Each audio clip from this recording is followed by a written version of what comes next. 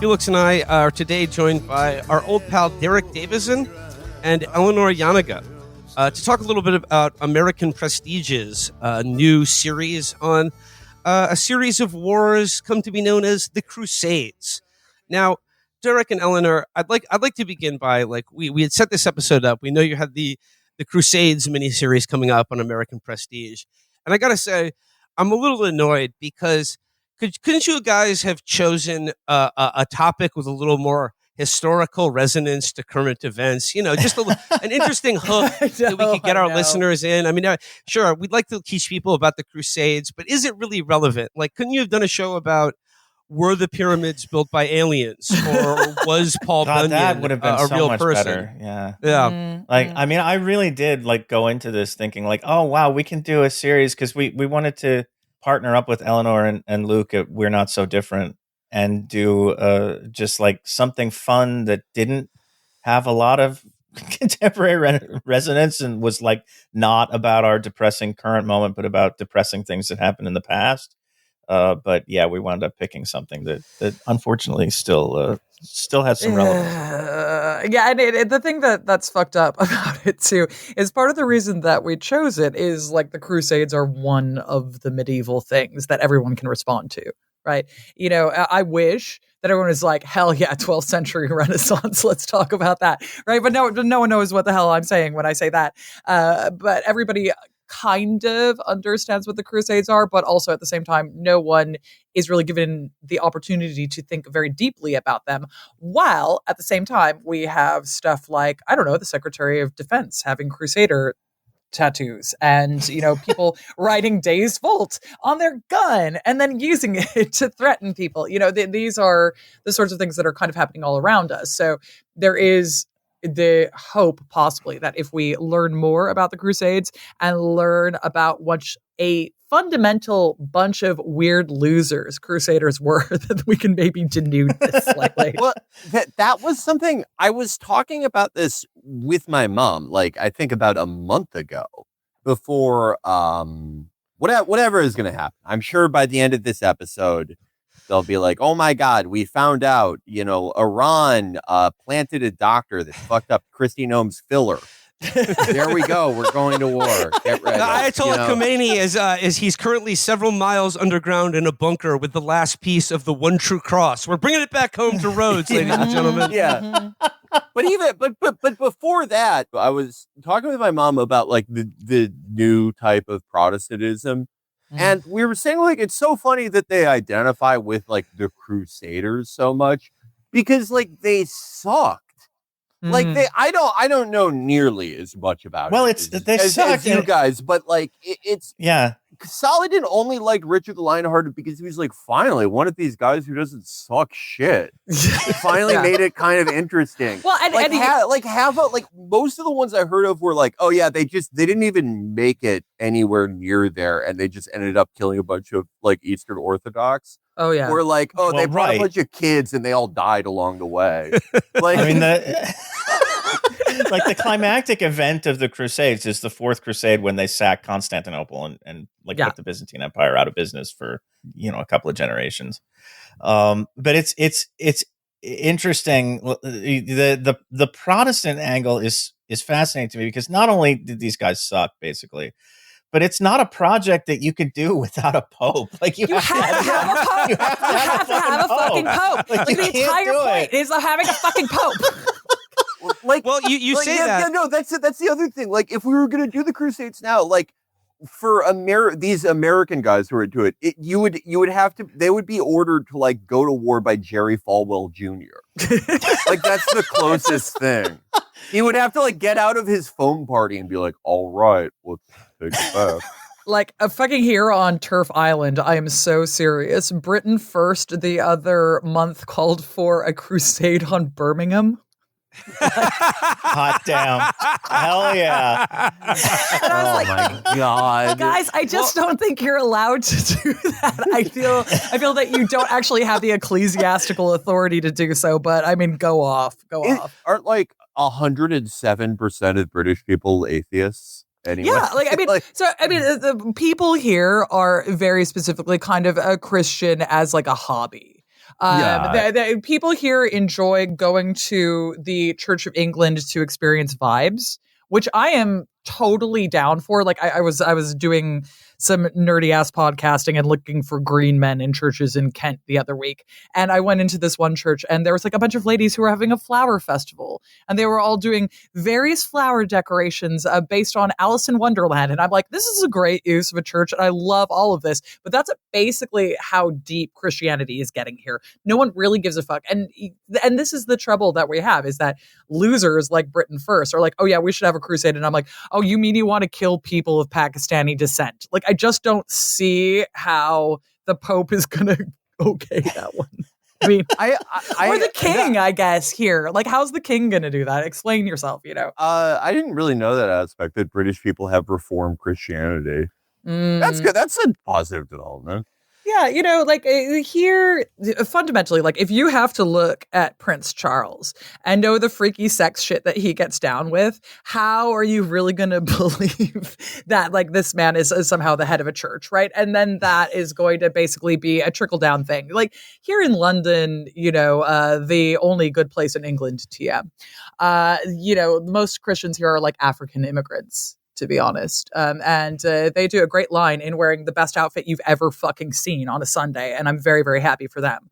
But most people are just kind of chilling, and religion actually doesn't play into anything until you mention the fact that Islam possibly exists, and then everyone loses their fucking mind, right? Well, you mentioned the fact that Protestantism, you sort of need a pope to have a crusades. But sort of in the figure of our president, Donald J. Trump, I feel like we are approaching the beginnings of something that could approximate a Protestant pope, at least as far as America is concerned. Yeah. And I want to begin with like just 3 examples of like the contemporary invocation of the Crusades, and like how I suppose people who have appointed themselves modern day crusaders or defenders of Western civilization see themselves in relation to Western history. The first example is something that came very recently, which is this extremely long text message that our ambassador to Israel, Mike Huckabee, sent Donald Trump. Oh, no. That basically talked about his role as like a God-appointed steward of the apocalypse. Eleanor, you already mentioned Pete Hegseth's Crusader tattoos. And then I just want to be clear that like he was still getting day drunk on Fox and Friends when we conceived the idea for this series. Like we didn't do it in response to Pete Hegseth. And I want to say in this one instance, critical support, right? Like if it was me, yeah, absolutely. It's so annoying that he Deus Vult, I'm sent by God to kill these Saracens. You were in the fucking National Guard. I mean, and also that's what you do when you like accidentally get a waitress pregnant. You're like, oh shit, I need to make like $17,000 more a year.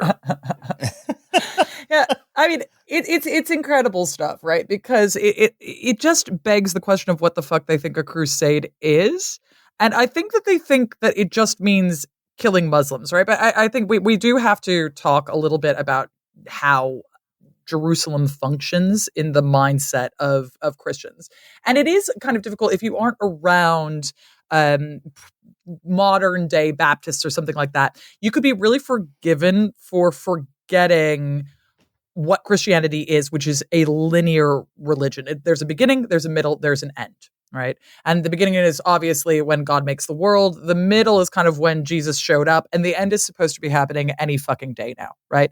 Obviously, medieval Europeans really thought that it was way more any day now. But there's still this huge subsection of people who believe that it could be happening at any moment. And fundamentally, for the way they think about things, Jerusalem has to exist in this specifically religious way. There has to be some Jewish people there so that they can worship Antichrist. Because, you know, these are all just like a bunch of, you know, everybody's really, got their role to play, right? You know, like, I cannot stress how much that is not anti-Semitic, apparently. Like, anti-Semitism is when you ride a bike and live in Islington. I think we can all agree about that. Shout out Jeremy Corbyn. Sorry, I'm just like going deep in the UK weeds here.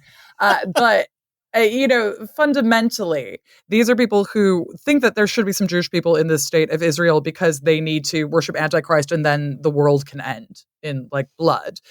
But that also kind of like stands at odds with their desire to crusade, which means like you want to take over the Holy Land, but like how does this work? And the answer is they're all a bunch of fucking morons. But to be fair, so were the Crusaders. So I kind of have to hand it to them on that one, right? Well, I mean, like you bring up the city of Jerusalem, and like the last example that I thought of about like contemporary invocations of the Crusades is have you guys seen all of the memes that have been produced by the Ridley Scott film Kingdom of Heaven? Yes. It's like the Ed Norton character being like silent Saracen, and like and this has been appropriated by like the Crusader Pepe legions out there who see themselves people as, who can't even get the point of a 2.5-hour movie, let alone the actual history of a Ridley Scott movie at that. But, right. No, it's not exactly subtle. So like we thought it was stupid, like in middle school. We were like, yeah, that movie is kind of for stupid people. And we were stupid children.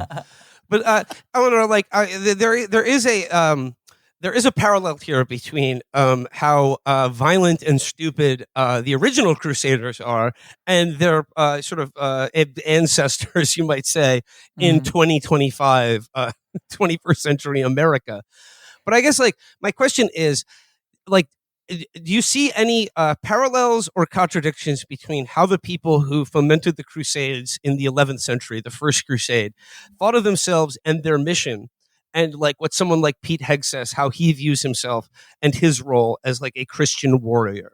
Like, is it fun? Are they thinking along fundamentally the same lines, or are there like surprising differences in terms of like how they saw themselves? So I guess the biggest overlap in terms of how Crusaders, or the people who did end up going on crusade, and this giant group of people who say that, I'm ready to go on crusade, is that they're all a bunch of idiots who wouldn't be able to do this, right? So, I mean, the actual crusader that exists in our head, like a knight with a horse and all this stuff, that's a vanishingly small percentage of the medieval population. You got to understand that in Europe, 70% of the population are unfree serfs, peasants. So, 70% of all of them, 80% of the total are peasants in general. So these are just farmers, right? 70% of them simply cannot go on crusade because they are literally not allowed to, because they are tied to the land. So, this idea that like one might pick up and go to the Holy Land and start some shit is about as useful as some dude in Omaha saying, oh yeah, at any moment I'm going to go on a crusade. Like, you're not, babe. Like you are not leaving the borders of the state, right? So there's a huge overlap there. In terms of the Hegseths of the world and who actual crusaders are, we do have this really small, vanishingly rare elite who are dumb as shit, didn't stand to control anything back home, and are partially going on crusade because it is the only possibility that they have for gaining any land.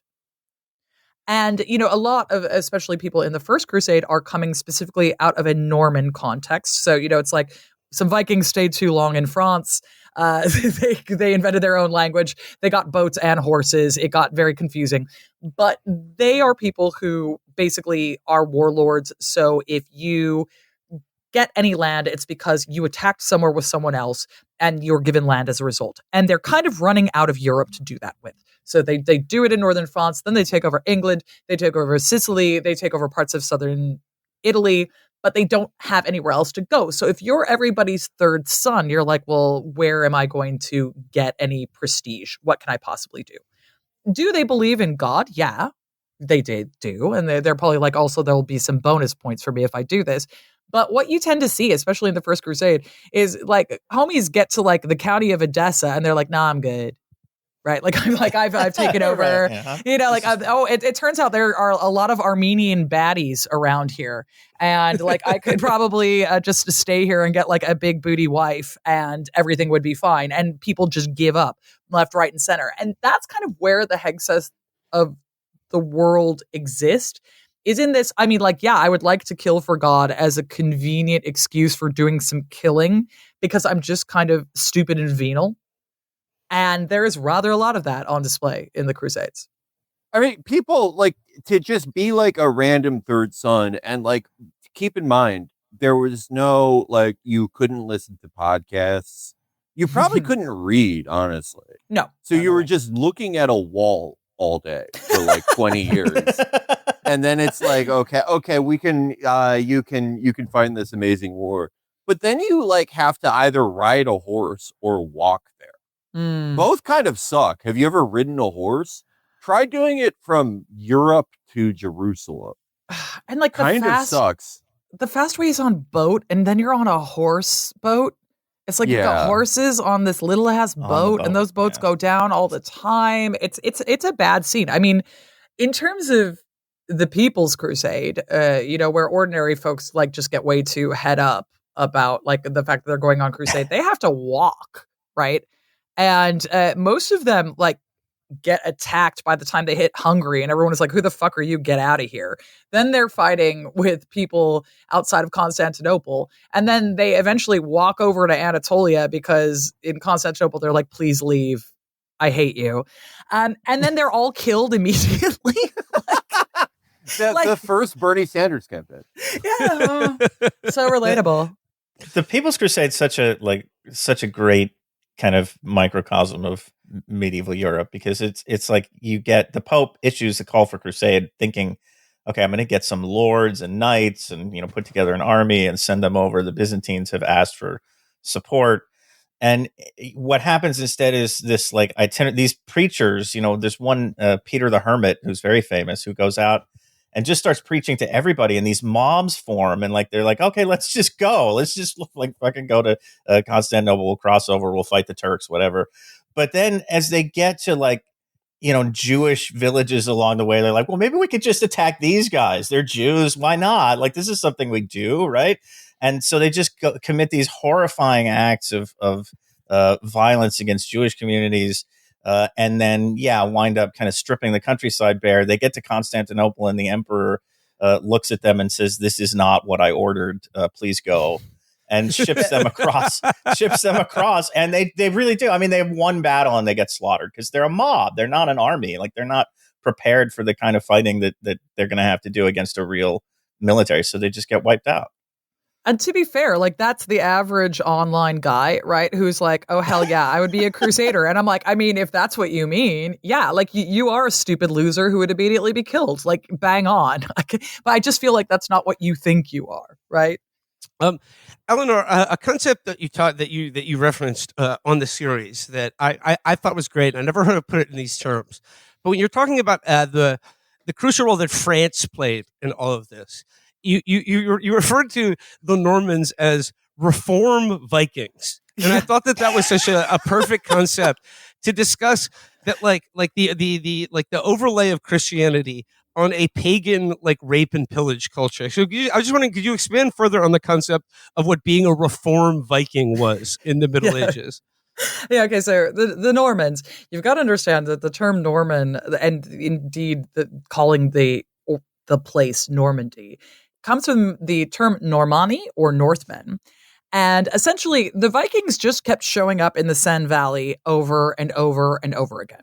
And, the King of France in the earlier medieval period, he's got a lot on his plate. There's these Vikings who show up all the time. Germans be doing whatever the hell they be doing over there.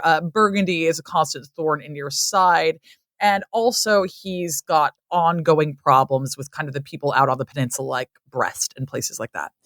And eventually he's like, I just do not want to fight these fucking Vikings anymore. And they do a big settlement where he's like, look, if you just Christianize, I will let you stay here. But as a part of this, you also have to essentially act as my personal, guards. And you've got to go out and do whatever it is I want to do. And the Vikings are like, yeah, that sounds great. Fantastic. And at first they're kind of like, look, I'm Christian, wink, wink, nudge, nudge, but then, within 4 or 5 generations, they've Christianized. They speak their own weird dialect of partially kind of Norwegian, partially French. It's absolutely bizarre. And in theory now they are Christians, which means you're not supposed to attack other Christians. Like, that's kind of one of the big things that ends up putting paid to the Viking period, is that if you are no longer a pagan, you can't just go around attacking people, right? That's not how this works. But your entire culture is based on raping and pillaging, right? Like that's what this is about, and you're like, well, the slaves got to come from somewhere, right? Like that's how we make all of our money. And so, eventually when you run out of areas to conquer, like England or whatever, that means that you have to set your sights further abroad. And so these are kind of, they're Christians. I'm not going to tell you that they aren't, but they also have a much looser idea of what violence is, how it ought to be used. And they kind of have the idea, like, we can't get into it. It's a whole other thing. But, when people say feudalism exists and they show you a picture of the pyramid with a dude at the top, the Normans are kind of the closest to that ever existing that there was. Like literally there's some guy who's like, yeah, I'm the boss. And then if you fight for me, then you can have some land. And that's kind of because of their very particular warrior practices. So they want to keep raping, pillaging, enslaving people, but they cannot do it in Europe. And so that is what makes them great to send to the Holy Land. And also other Europeans are like, can we get these people the fuck out of here? I hate these guys. Like, it's just like, please go look at Jerusalem. Like, just get out of my backyard. Like, I'm simply trying to live my life in Italy, and these guys are here, and it's horrifying, right? There's a great instructive message in that story. It shows the limits of doing something ironically. For like, a generation, they're like, oh, we're Christians. We totally don't worship the one-eyed homeless guy who's in charge of the Norse religion.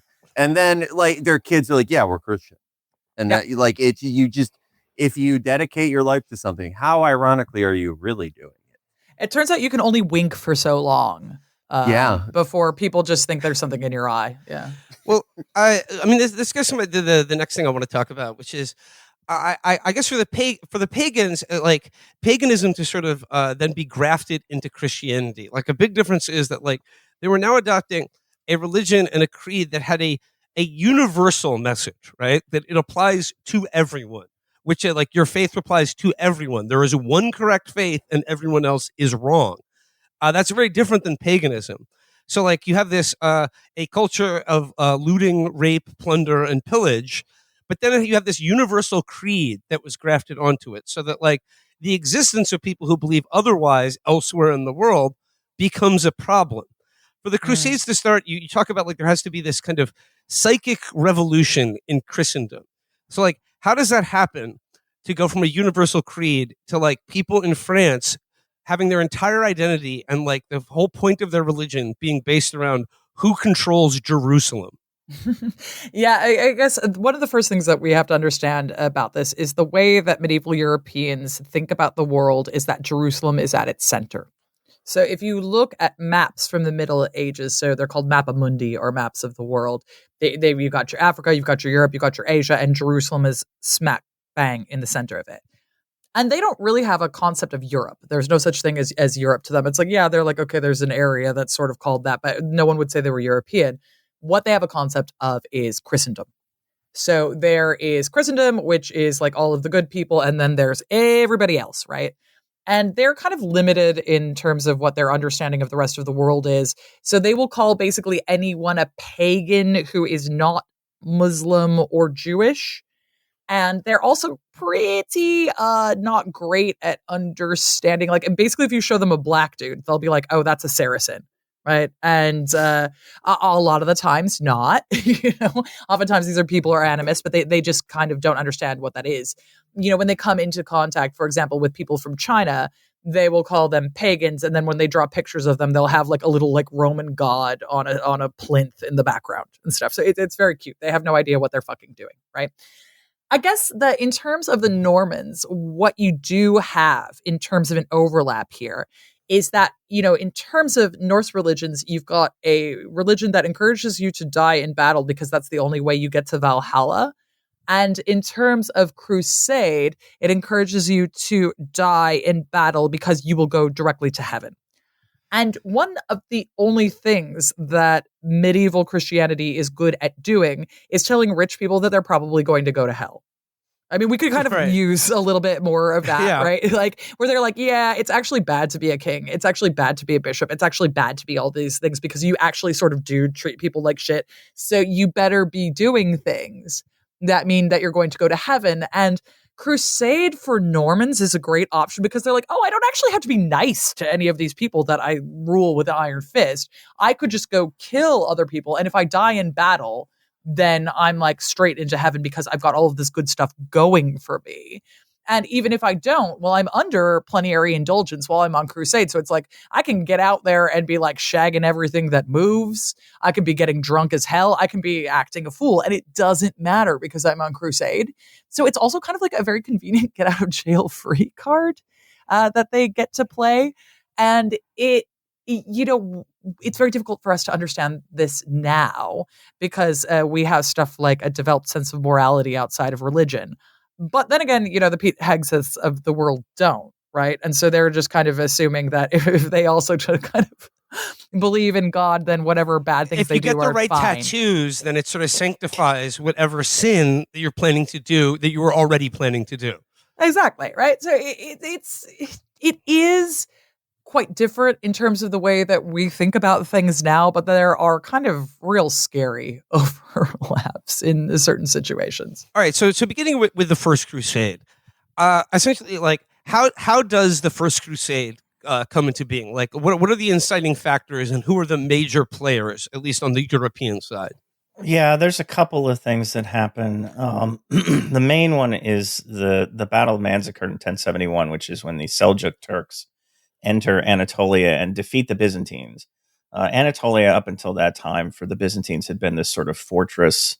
It's ringed by mountains. It's difficult to cross. The Muslim armies that tried to cross would generally have to do glorified raiding and then go back before the campaigning season was over because they just couldn't set up in time to establish supply lines. So even in the cases where the Byzantines were under attack, it was a short-lived thing. But when the Seljuks win at Manzikert, it becomes partly because of the nature of the Seljuk invasion, which was as much a migration as it was a military invasion, but also to a large extent because it sparks a total breakdown in the political cohesion of the Byzantine Empire and a civil war, basically, between rival claimants to the throne.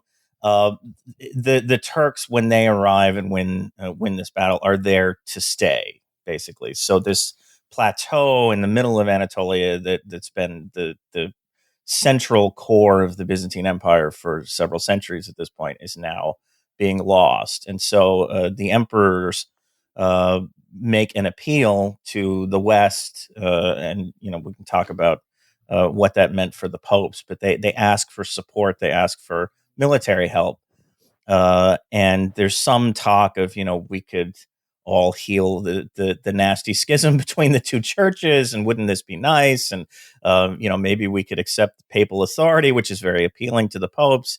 And so that really fuels a lot of the political impetus for people for the popes and lords to kind of go on crusade. Prior to Manzikert, there have been some other things that were happening, and we get into this more in the series because it's a big factor in really how the Crusaders were able to succeed in this one successful crusade before all the others sort of failed. Which is that there's a breakdown in the Abbasid Caliphate in the Middle East, or what we will call the Middle East, and the political unity and stability of that region is really affected badly. And instead of being part of an empire that stretches all the way from North Africa to Iran and beyond, the Levant starts to become a frontier zone between competing rival Muslim political entities, and as a result, security breaks down.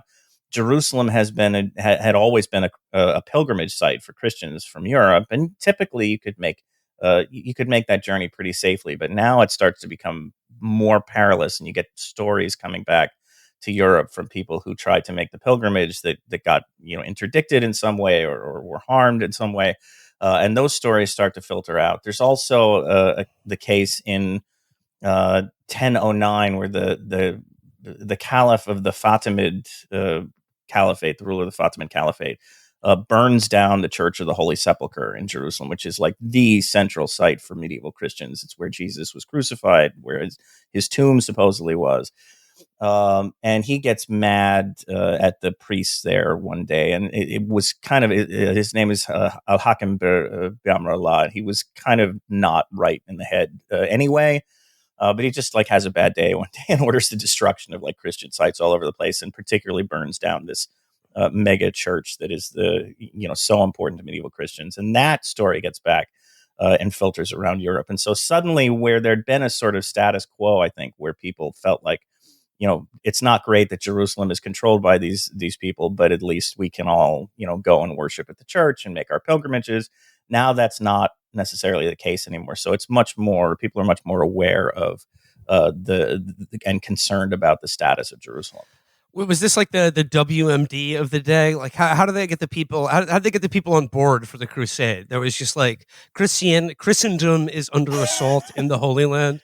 Yeah, I mean, and this is Eleanor can speak to this, but it really has to do a lot with the fact that like listening to the Pope preach, or one of the charismatic guys who would take his message and go preach it out in the world, was like cable TV back in this time. Like it was how people got entertained. So you really paid attention to this stuff. But yeah, Eleanor, go ahead. Here you're completely correct about that, Derek. It's not just staring at walls for entertainment. You can also go see people preach. That's one of the big things. And I can't stress enough how much preaching is a form of mass communication in the medieval period. So it's not just hearing a sermon once. What will happen is one guy gives a sermon, and then that is usually written down, and then it's given to other preachers who will use it as a model and then go out and then preach it. And so they say it's 200 people, and then it gets said to another 200 people, and this can get copied over and over and over again. And I guess that you also have to understand that at this point in time, this is finally when the papacy becomes important in Europe.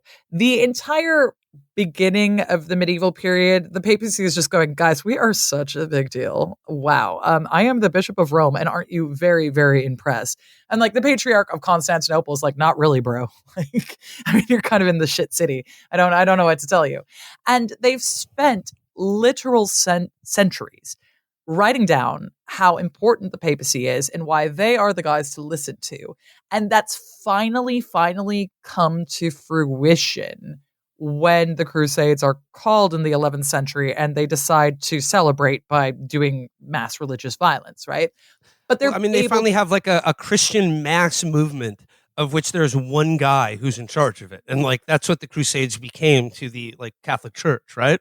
Exactly. And they, in order to prove that you are the big guy in charge, the thing that you want to be able to do is call wars, essentially. And this is partially the papacy testing the waters to see if they can boss kings around and they can boss nobles around. Right? They're kind of like, am I important? Well, let's see if we can get guys to leave, their very nice castle, their very nice lands, their comfortable life, and go to the Holy Land. Do I actually have the power to do this? And it turns out, yeah, they did, which is kind of impressive. This will wane in later crusades. Like by the Third Crusade, they'll be like, oh, Emperor Frederick, you better go on crusade. And he's like, dude, I am literally in a harem in Sicily right now. I am not going anywhere, right? So this is the time. Yeah, but Frederick's great because he keeps promising to. He's like, yeah, as soon as I'm done with the ladies, I'm on. Like he's like, I'm so busy. And then he just finds something else to do, or like he gets a cough, and oh God, I can't. Sorry. It's incredible. He's getting the kind of dome that makes you say no to the Pope, and I really respect him, for not falling for that shit. Well, domes are a very important part of Gothic architecture. So, the First Crusade being the only successful one from the perspective of the Crusaders, and I guess it's funny because when I see contemporary Crusaders, Crusader Pepe. They all talk about the Crusades like it was a big victory, but they're really only talking about the First Crusade. Like if they just ended it there, the history ended there.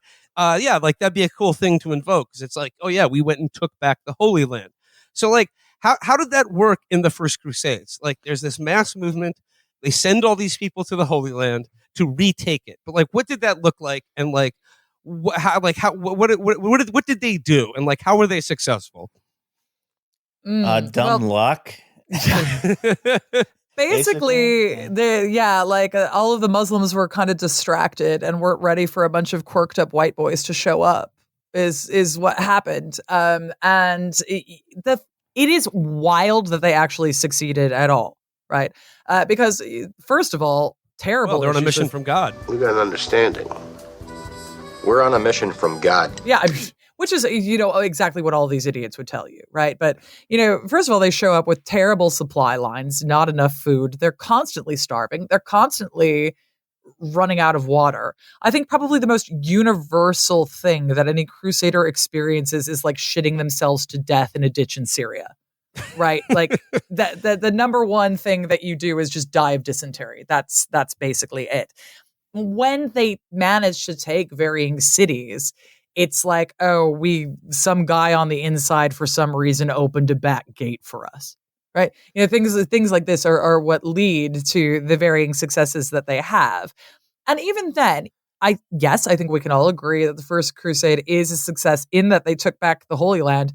Cool story. How come it's not Christian anymore then? Right. Like, if it's such a big fucking success, why doesn't everyone in Jerusalem speak French right now?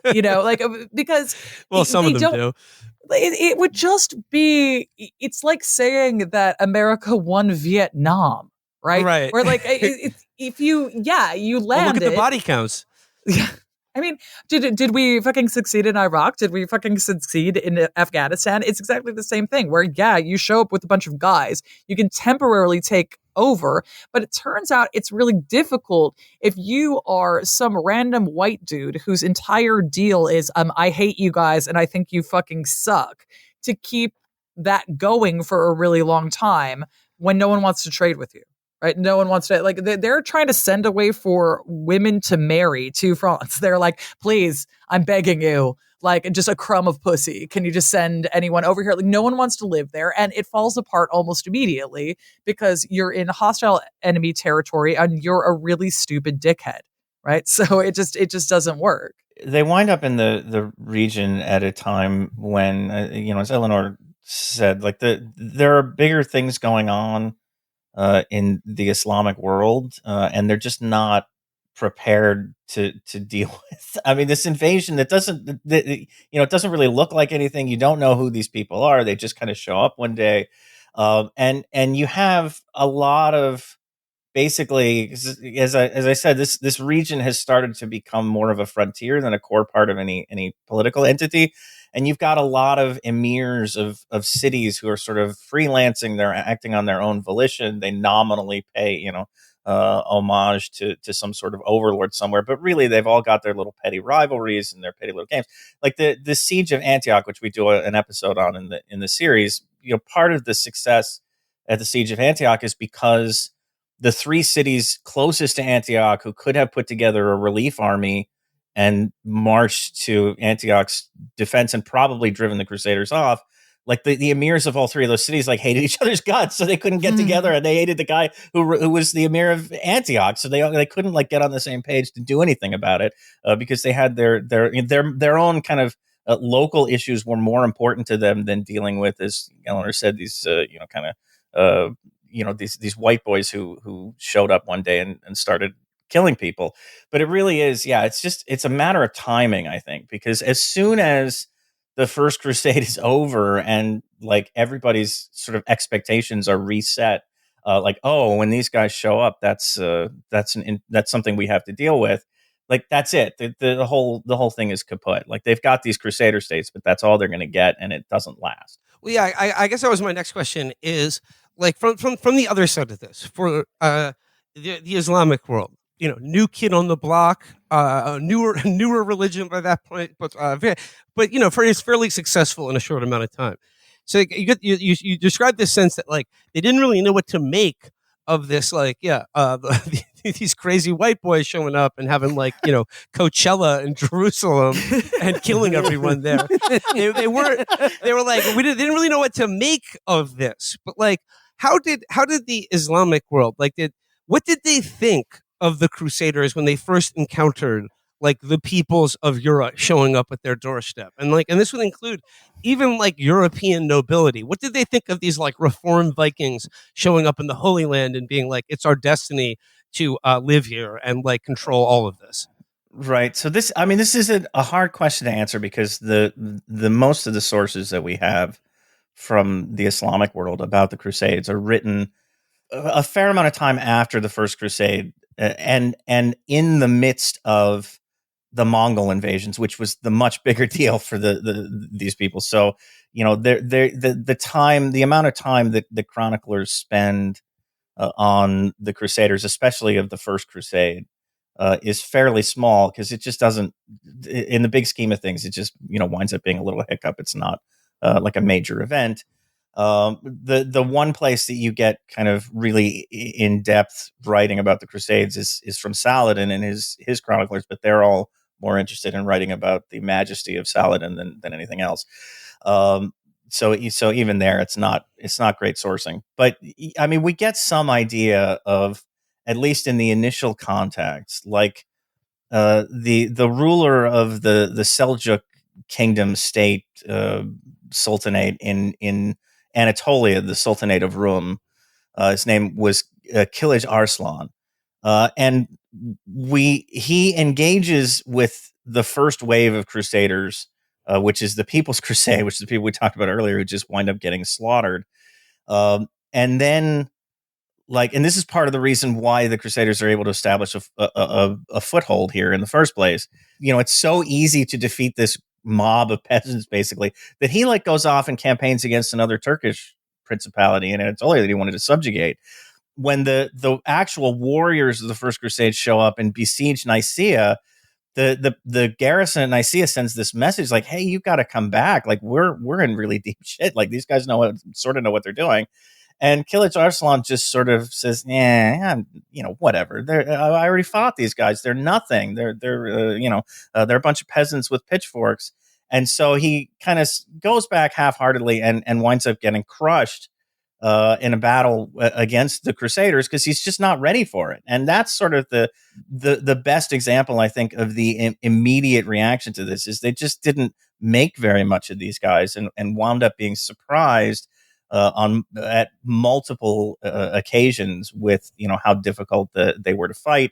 There's another major battle at Dorylaeum that we talk about that also it involves the Turks kind of running headlong into the Crusaders and just being beaten back, because they weren't ready for that style of fighting. They weren't ready for these guys to be as capable as they were, because the one thing they could do was fight.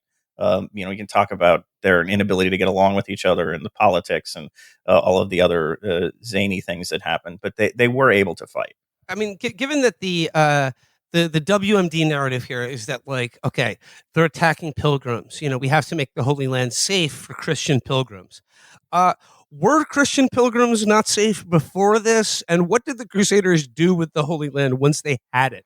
Because I seem to remember from when I was studying this in college in medieval history, was that they basically killed everyone, Christians included.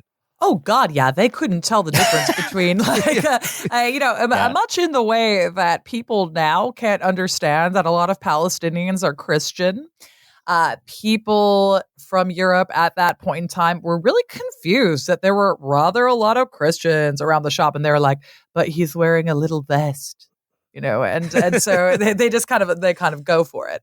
And, it is true, as Derek mentioned, the ordinary pilgrimage routes had been slightly disrupted because there were new people taking over the Holy Land. And they're like, girl, I don't know what to tell you. It's all kind of up in the air right now.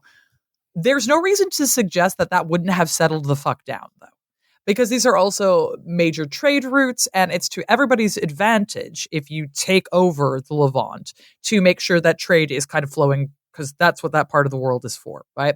And people coming over from Europe and wanting to spend a bunch of money, great, fantastic. No one really gives a fuck, right?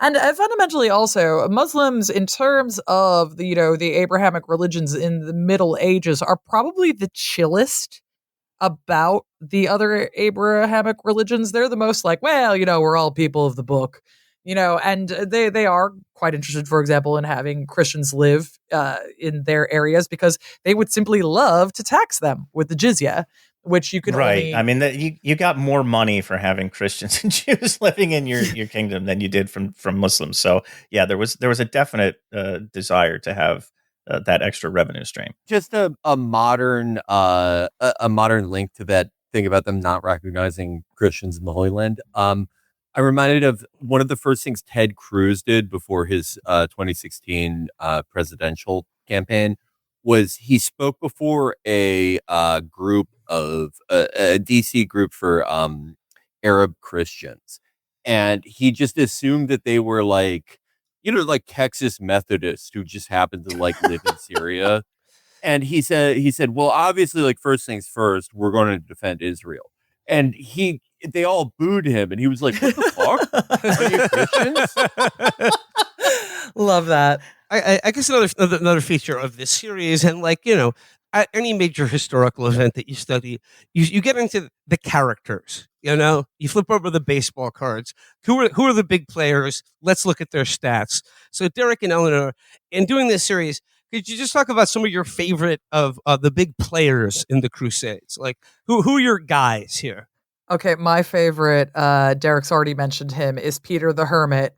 Homeboy. Great. Oh my God. In the first place, epic character. We have to love a dude who is called the Hermit, right? And we don't know that much about him other than the fact that he showed up and he's like, yeah, guys, come on, we're all gonna do it. And convinces all of these fucking rubes to basically march eastward, kill a bunch of Jewish people on the way, and fall to all kinds of infighting, die of starvation, and then when they all get massacred the minute they hit Asia Minor, he's like, do, and just kind of walks away. He's not even there. He's hanging out back in Constantinople. Yeah, good luck, guys. He's like, damn, that's crazy. I can't believe that happened to you guys. And it's he's such a grifter, and I absolutely love that for him. Peter the Hermit, the first social fascist, yes. Pre-capitalism. He's like, yo, everyone needs this surplus. Everyone needs these super profits from the Holy Land. They're for everybody. It's abundance culture. We're gonna get over there. Setting up a drop shipping thing for relics from the Holy Land, coming back to Europe. Yeah.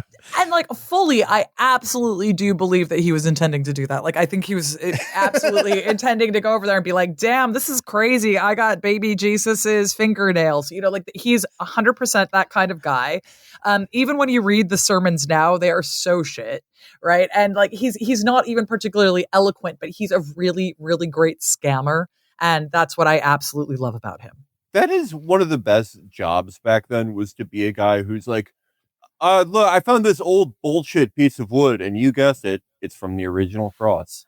I think that also probably one of the best guys is Mr. I found a spear. Yeah. And guess what? That this is actually the Lance of Longreness. So at one point in time, there is, so basically our heroes, and when I say heroes, I mean the fucking Crusaders get bogged down and everybody's gonna die. Everyone is starving. And essentially, we find a spear that is going to get us out of this, right? And so there is, in theory, the mythical Lance of Longreness, the one that pierced Christ's side at the crucifixion, right? Now, please keep in mind that at this point in time, we have two of those in existence already in Europe, right? So it is a kind of stupid thing to do. And so basically what happens though is that they need some kind of rallying cry. They need to be able to say, okay, look, guys, how are we going to get out of this one? And they manage to find a spear point. Now, whether or not this particular spear point was like basically put there by sleight of hand, or whether there was an actual spear point that got found in this particular church. Very difficult to say. But they find one, and essentially this manages to rally everybody. At this point in time, they're like, "Oh, we did it, guys! We've found the Holy Lance again. Like, and fuck what the Emperor has or whatever." It's very, very confusing, right? So essentially, your boy here, Peter Bartholomew, is like, "Guys, we did it. We found it." And everyone goes, "This is fantastic. I love that we have got this lance. Let's all get together." And they rally to get out of the city. And then a couple days later, everyone's like, "Guys, don't we have 2 of those lances already?" And they put Homeboy to a trial by fire where they're like, "Look, if the lance is real, you can walk through this fire and appear on the other side unscathed." And he walks into the fire and immediately suffers 3rd-degree burns and like dies over a number of Died days. like 2 weeks later, but insisted the whole time afterwards, as he's in agony dying, that he was actually injured in the mob of people who like crushed him afterwards, that he wasn't burned in the fire. So like took it to the grave. Like he took Never this to give the up. grave. Yeah, exactly. What a dude. Felix, it's like when you find a legendary weapon, but you can't upgrade it in time. It doesn't scale with the stats you already have. You spent your entire game, leveling the physical stats, and then you get a sword that's like, you need to have 78 arcane. And you're like, what the fuck is arcane? So my favorite character, Eleanor knows this because I kept saying it every time we talked about him, is the Count of Toulouse, Raymond, who's one of the leaders of the Crusade, and kind of goes off. One of the things that sets that characterizes the First Crusade is there's no clear leader unless you assume that the papal envoy, whose name was Adhemar Lepuy, was supposed to be in charge of all these guys, and none of the Crusader lords thought that he was in charge of them. Like there was this sort of expectation, I think, on the part of the Pope that his man on Crusade would be in charge, but none of the Crusader leaders bought that. So you had just this collection of lords who were all more or less, kind of on the same level. But Raymond is great because he's a little bit older, a little bit more, thinks of himself as a little bit more pious and seasoned senior, and just sort of assumes pretty much the whole time that they're on campaign that everybody's looking to him, and he's sort of the unofficial first among equals. And none of them could give less of a shit about this guy. Like they all seem to hate his guts, basically. They double cross him at Antioch. When they take the city of Antioch, Raymond assumes that it's going to come to him, and he'll give it magnanimously to the Byzantines. But then Bohemond, the Norman leader, just takes it for himself, and like they have this almost go to war with each other over it. When they finally get to Jerusalem and they take the city, supposedly the offer is made to Raymond to become king of Jerusalem, and he does this big show of saying, "Oh no, I could never possibly be king of Jerusalem," thinking that they'll like then acclaim him king, like they'll press it on him, and instead they say, "Okay, whatever," and they elect somebody else as the king of Jerusalem. Like it's just such a wonderful story of this guy who is completely obtuse the whole time, and winds up being the only one of them who doesn't. At the end of the Crusade, doesn't have a place to go. Like he doesn't have hasn't taken a territory for himself. So he sticks around and gets, put in prison at one point. He fights in the Crusade of 1101 and is badly defeated, but then ultimately is able to squeak out a possession at Tripoli and establishes that. And that's sort of his last final success, which, he gets a happy ending, I guess.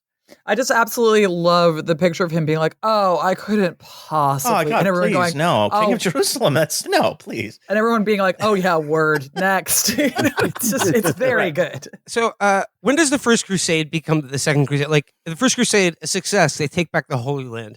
About how long did they have it for, and how did they lose it? Oh, that's a great fucking question. Yeah, so I mean the Second Crusade, what we call the Second Crusade, there is a crusade in 1101 that comes about after they take Jerusalem, and suddenly this like light bulb goes on, like, oh wait, we can't just like take this city, and then that's the end of the story. Like, we need help to hold on to it. We need more people to come from Europe. We need to expand so that's the result, and it's a dismal failure. So they're already on the road to bad things. What we think of as the Second Crusade takes place in the 1140s after one of the Crusader states, the first Crusader state, which is the county of Edessa, is taken back by Muslims, by the Zengid dynasty. And then there's this panic, like, oh boy, this is not good. And the Pope organizes a new crusade to go over. The Second Crusade is again a dismal failure because they decide to besiege Damascus for some reason without any supplies, and they all wind up getting dehydrated and getting defeated. And then it's after that Saladin is able to take back Jerusalem, and that sparks the Third Crusade. So Saladin is able to Saladin takes Jerusalem in 1187. Like the 1180s. Yeah, 1187. That's right.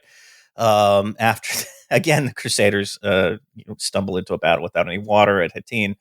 And then that sparks the Third Crusade. And from that point on, Jerusalem is sort of out of reach. Like, Richard gets there and doesn't have the army to besiege it because he's alienated all of the other Crusaders by that point. And so, they don't really have the ability to besiege it. Then the Fourth Crusade is the one where they just decide, fuck it, we're going to sack Constantinople. It's too hard to go to the Holy Land. Let's just do this here. And then, everything from that point on is kind of a mess. I mean, there's some things that could be claimed to be successes, but nothing real. Every time they claim a success, it's essentially just getting back to the point they had been at. And, the point is that none of this lasts for particularly long. I mean, you can look at it on its face and say, oh, well, they held Jerusalem from 1099 to 1187. That's pretty good. But I'm like, girl, is it in the first place? Like, I'm not really sure that, less than 100 years of something really is that excellent. And they're besieged the entire time and people are losing land constantly. So, it basically begins to collapse the moment they succeed. There is the one other time they're able to negotiate Jerusalem, which is Frederick, who Eleanor talked about earlier, after he'd been excommunicated by the Pope, finally goes on crusade, and they don't really win any victories, but he negotiates the handover of Jerusalem without any walls or defensive capabilities. So it's kind of an empty gesture. But that's I think the one other time that they actually end a crusade with Jerusalem in some form of Christian control.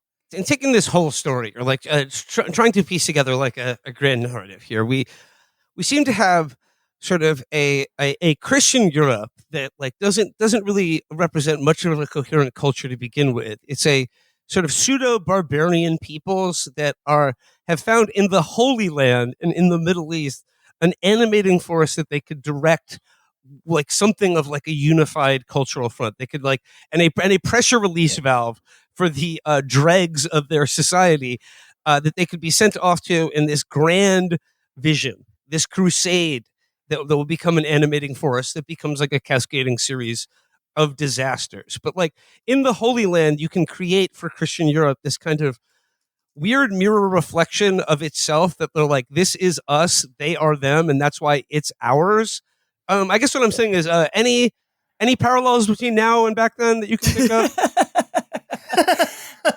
I mean, yeah, it is interesting because all of this depends entirely on stories that people tell, right? There is just this conception of what the Holy Land is and essentially who is allowed to have access to it.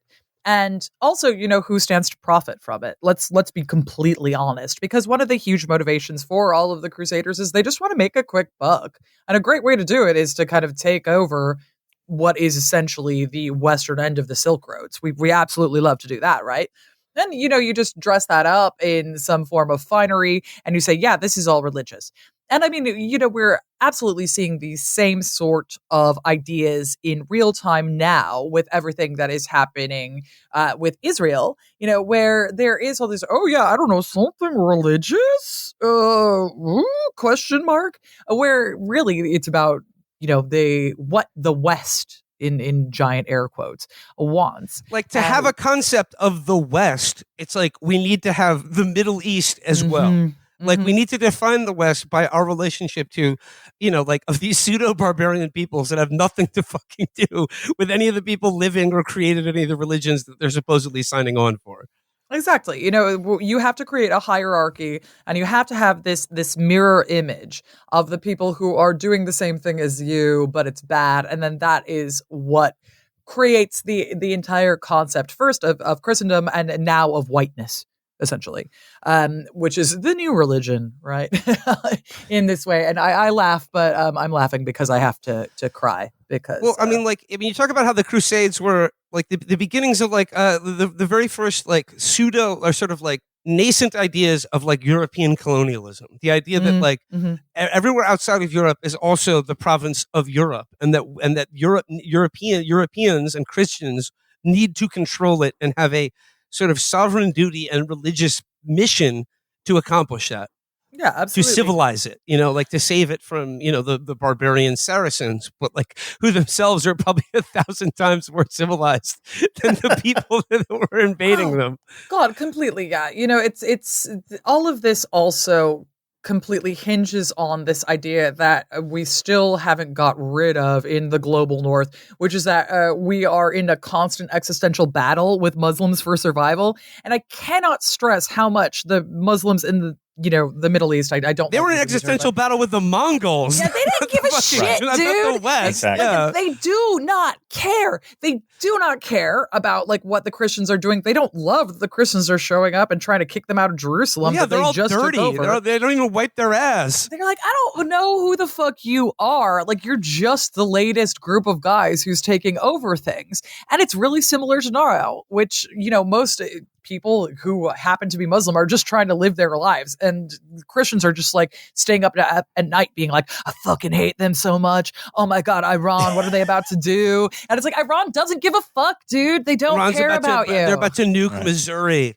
If they get a nuclear weapon, they're going to. I literally saw a guy from Missouri saying that. Like, I used to laugh at people who were like I grew up in Chicago. People who were like, "We're next." Like after New York. Yeah. There are Missourians. People told me about Missourians who are like, I think the St. Louis Arch is a big target because it's very symbolic to America. It's like, I lived in Chicago when September 11th went off, and the way everyone was like, oh man, they're coming for us. And it's like, baby. Yeah. They would like, imagine if they did it now and they're like, we got the Willis Tower. We got the bean. Not the bean. They blew up the bean. Oh God. Oh no. I think to study this and like really get into the details of it, of the Crusades, is to understand that like it's such a thin veneer of bullshit. This idea that we're all part of one thing fighting them. The lords of the First Crusade hated each other. Like they were constantly at each other's throats. They were supposed to be over there fighting on behalf of the Byzantine Empire. That lasted like a month before they said hated like the Crusades ended with them sacking Constantinople. Started down the road toward sacking Constantinople and doing unspeakable damage to the Byzantine Empire, much more severe than anything the Turks ever did.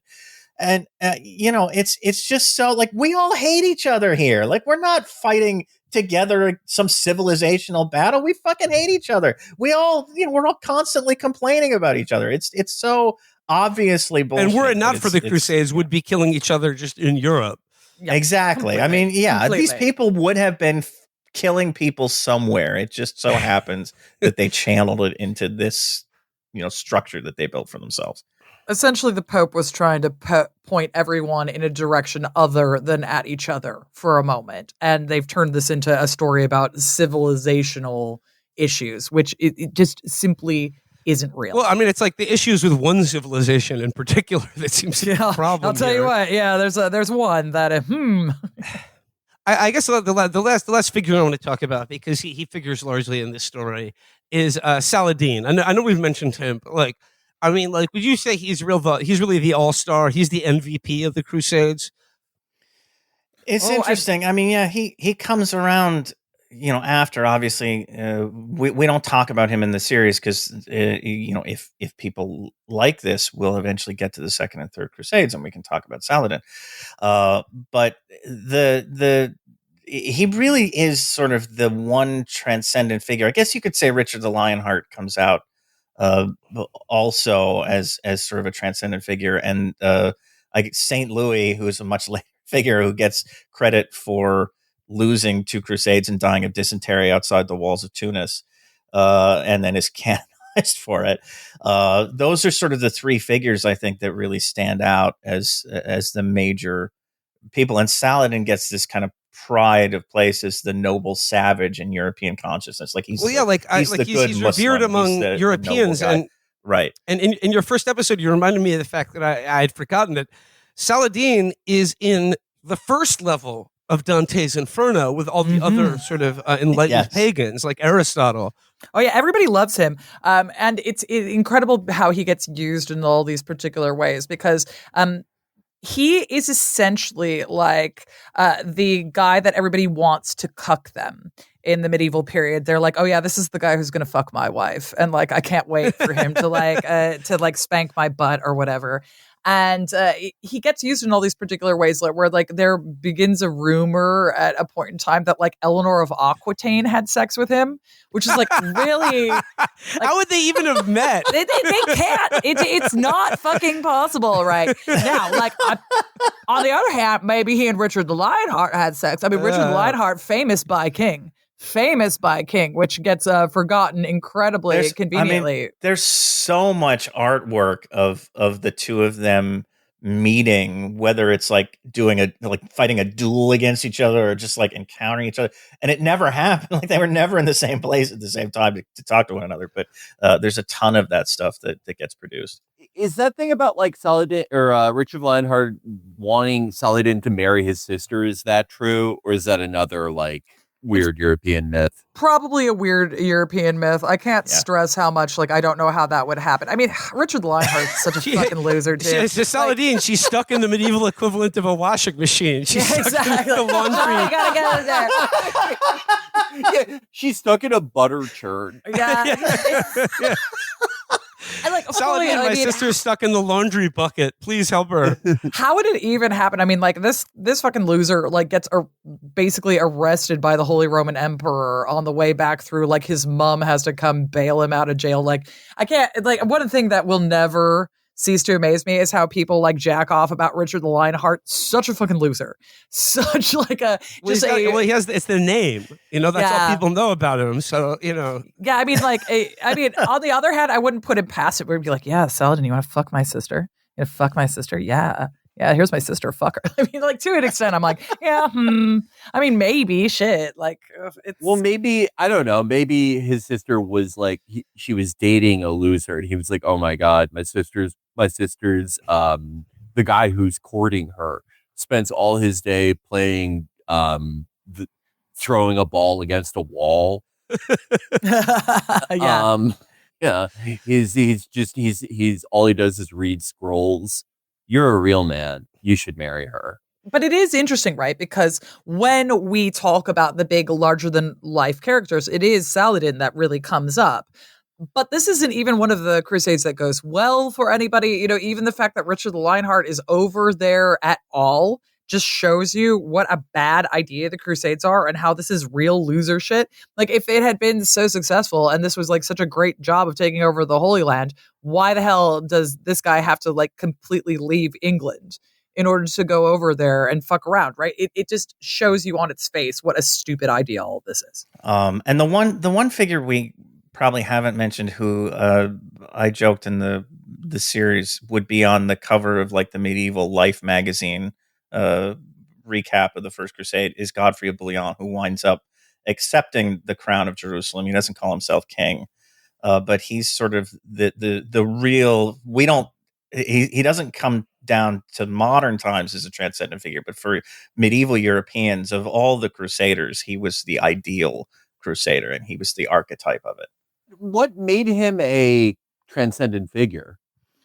Like for Europeans at the time, the fact that he wound up at the as the leader. I mean, he wasn't at any point along the way the leader of the First Crusade, but he winds up being made king of Jerusalem at the end. So he's the figure who comes out of the one successful crusade that everybody can point to and say, this is, we did it, fam. We got it. We got it done. And it's him standing at the end of it as the ruler of the holy city that they've, recovered, the city of Jesus. And really, just gets a lot of a lot loaded onto his character after that as a result. That's a good way of putting it. Nice, Derek. Well, I don't have much more for you, but Derek and Eleanor, do you have any concluding or summarizing thoughts about the Crusades or their contemporary relevance, or just the Crusades in general? I guess the biggest thing is how sad it is that the Crusades are so incredibly relevant. But one of the things that I think is really important, and why I really think it's a great idea to sit down and listen to 10 some hours of history about them right now, is I cannot stress how much the Crusades are stupid and Crusaders are fucking losers. And we need to know more about this and talk about that, because when idiots write Deus Vult on a gun and go shoot up a bunch of mosques in New Zealand, you have to understand that these guys are pretending to be some of the biggest fucking losers that ever lived and were completely unsuccessful in their mission anyway. There's no such thing as an ongoing centuries long dispute between Islam and Christianity. You just made that up. And in your wildest dreams, you're cosplaying people who were unsuccessful. So actually knowing about this gives you a lot of power, because you don't have to let them think that they are some kind of Chad Knight. This is just the saddest shit that it is possible to identify with. I think that's I couldn't say it any better than that. I think Eleanor has the last word.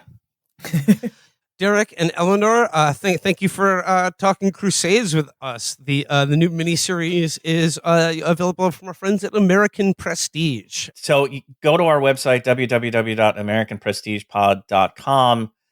You will see the first 2 episodes of the series. We've released those to everybody, and there's a link in the show description to those, or just go to them on your podcast app or wherever you want to listen to them. There should be a link in the show description to the site where you can buy the rest of the series. It's $8. Subscribers to either one of our shows can get a discount.